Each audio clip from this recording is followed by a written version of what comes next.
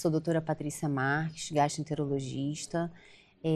Estamos aqui no Gastrem, no 33º Gastrem, e eu estou agora com o professor Dr. Áureo Delgado, que é presidente atual da FBG, e vamos conversar um pouquinho sobre o Instituto Brasileiro de Doença Celíaca, né, o IBREDOC. Bom dia, doutor Áureo, tudo bem? Como o senhor acha que o IBREDOC colabora com a FBG para avançar na pesquisa da doença celíaca e outras condições gastrointestinais? E o que é o IBREDOC e a missão do IBREDOC? Bom dia, Patrícia. Muito obrigado. É um prazer estar aqui hoje participando do 33º Gastrem, né? A Associação de Gastroenterologia do Rio de Janeiro é pioneira no ensino da gastroenterologia no Brasil desde 1938, portanto, é uma honra estar aqui. Em relação ao IBREDOC, o IBREDOC é o Instituto Brasileiro para o Estudo da Doença Celíaca, é um braço da Federação Brasileira de Gastroenterologia, e nós identificamos a necessidade deste instituto baseado naquilo que a gente observa a nível mundial, que é o crescimento da incidência e a prevalência da doença celíaca no mundo todo.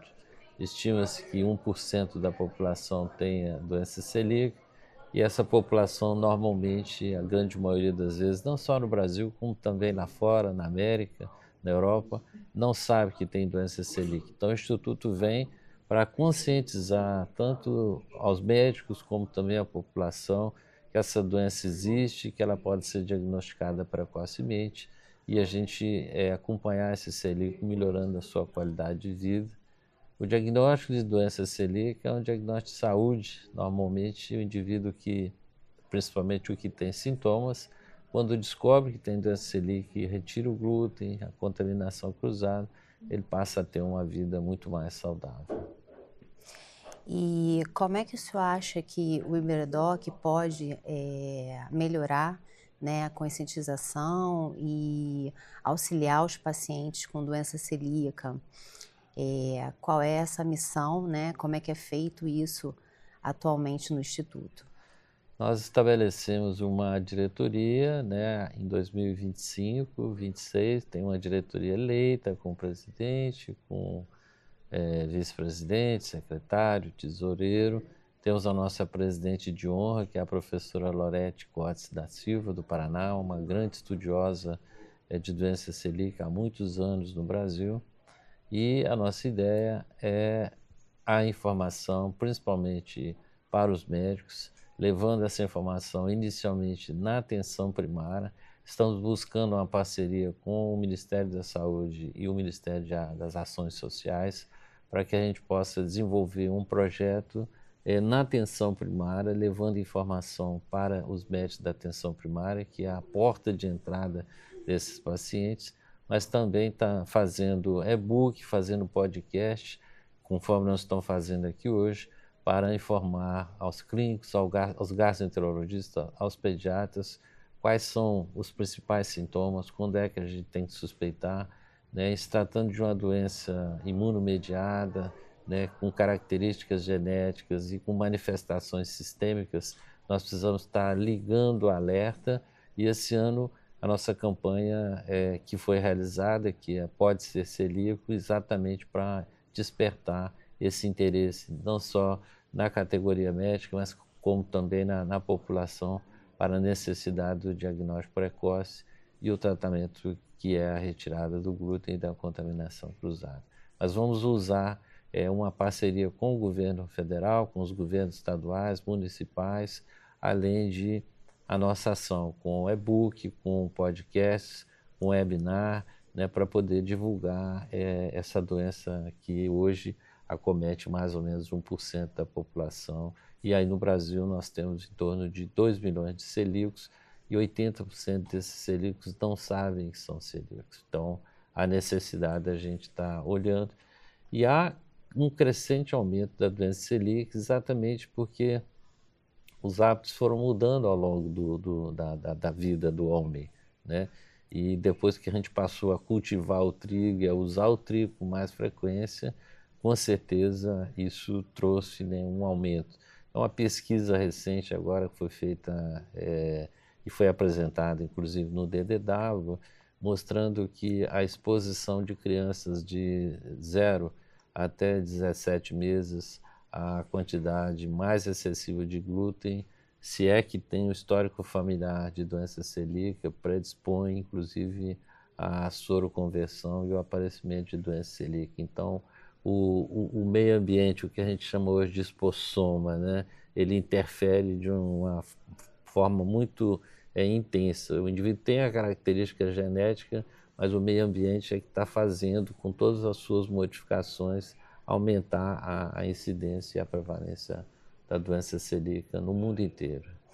Sim, e como o senhor falou, existe um grande número de casos, né, de pacientes com doença celíaca no Brasil. E como é que a Hybredoc está se envolvendo na informação desses pacientes e em divulgar isso, em relação aos pacientes, campanhas?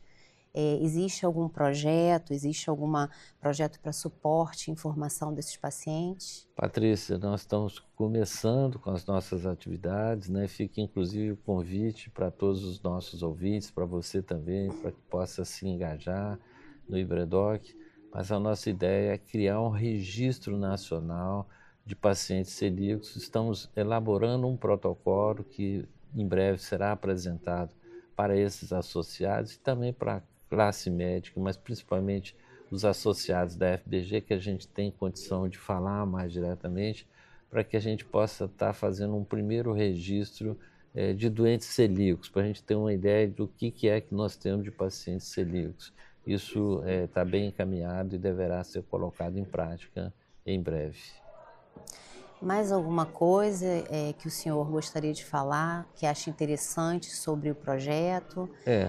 Na verdade, acho que tudo hoje a gente tem que fazer em parceria. Nós também estamos em parceria com a Associação Latino-Americana de Doença Celíaca, que também foi criada recentemente, e com a Associação também Mundial de Doença Celíaca, no sentido de desenvolvermos ações conjuntas, né, para a gente poder levar não só em melhorar o diagnóstico precoce, mas também permitir que o paciente celíaco tenha mais acesso, né, aos produtos que normalmente são produtos caros. A gente tem alguns exemplos no Brasil, como por exemplo Curitiba, onde você tem lá o mercado do paciente celíaco. Então, se ele é carente e se ele ganha até 3 salários mínimos a renda familiar, ele consegue uma cesta de produtos celíacos, além de melhorarmos também a legislação, e aí a nossa conversa tem sido com a Anvisa também, para que a gente melhore as rotulagens dos medicamentos e dos alimentos, para que o paciente possa estar usando com segurança aquele produto, e também tentar baixar a quantidade de partes por milhão de glúten, que hoje no Brasil a legislação ela determina que você pode ter naquele produto que está lá como isento de glúten ainda 20 partes por milhão. Mas isso para alguns celíacos é muito. A gente tem outras regiões do mundo, como a Argentina, onde é 10 partes por milhão, no Chile 5 partes por milhão, na Austrália 3 partes por milhão. Isso também é um trabalho que nós vamos fazer junto às autoridades governamentais para melhorar, entendeu, esse ambiente do celíaco. E também legislações que permitam que locais públicos, como os restaurantes, mercados, tenham gôndolas específicas, ofereçam uma comida segura para o celíaco, mas principalmente nos hospitais. Hoje, na maioria dos hospitais brasileiros, o paciente celíaco, ele interna e ele não tem uma alimentação adequada. Então, agora recentemente, na capital de Minas, que eu sou de Minas, Belo Horizonte baixou uma lei onde os hospitais precisam oferecer para o paciente celíaco a dieta isenta de glúten, livre de contaminação cruzada, mas isso precisa estender para o nosso país todo. É um trabalho, né, que precisa de muita gente, a turma está engajada para essa causa celíaca.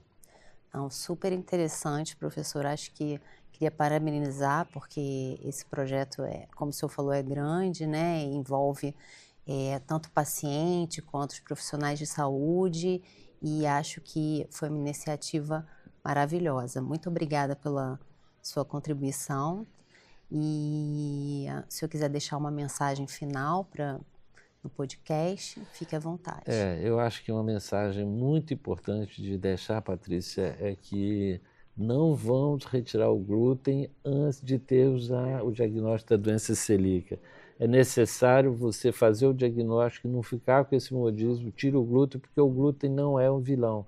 Ele é um vilão para quem tem a doença celíaca. Então, não tire, porque isso posterga o diagnóstico, atrasa e facilita as complicações. Então, a dieta isenta de glúten, livre de contaminação cruzada, mas lembrar que lá no fundo a gente, né, tem uma luzinha. Existem 20 drogas que estão sendo pesquisadas para a doença celíaca. 2 delas a gente tem acompanhado muito de perto, que elas têm com o nome de TAC-101 e TAC-227.